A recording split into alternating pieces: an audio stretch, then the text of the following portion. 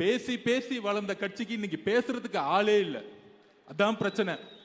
திமுக பேசுறதுக்கு யாரா இருக்காங்களா பாத்திருக்கீங்களா?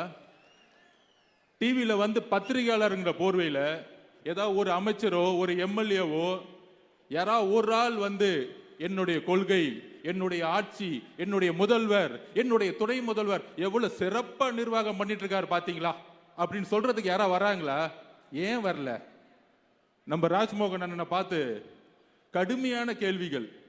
நம்ம ஏதோ 50 வருஷமா ஆளுங்கட்சி ஆகி, நம்ம ஏதோ நம்ம புலவைக்கு துணை முதலமைச்சர் கொடுத்து, நம்ம ஏதோ மெடிக்கல் காலேஜ் கட்டி ஏதோ ஊழல் பண்ணிட்டு இருக்க மாதிரி நம்மளை பார்த்து இவ்வளோ கேள்விகள் வந்துட்டு இருக்கு. ஆனால் திமுகவை பத்தி எந்த கேள்வியும் கேட்கவே மாட்டாங்க. ஏன்னா அவன் பத்திரிகையாளனே கிடையாது. எல்லாம் எல்லாம் கட்டிங்க, டெய்லி கட்டிங் போயிட்டு இருக்கு. கமிஷனு, கட்டிங்கு, ஷேரு, இதுதான் மேட்ரு. மொத்தமே அவ்வளவுதான். திமுகனே அவ்வளவுதான். டெய்லி கட்டிங் அடிக்க தெரியணும், கமிஷன் அடிக்க தெரியணும், ஷேர் பண்ணணும், கட்டிங் அடிக்க தெரியணும். இதுக்கு பத்திரிகையாளர் டிவியில் உட்காந்து டிபேட் பண்ணிட்டு இருப்பாங்க.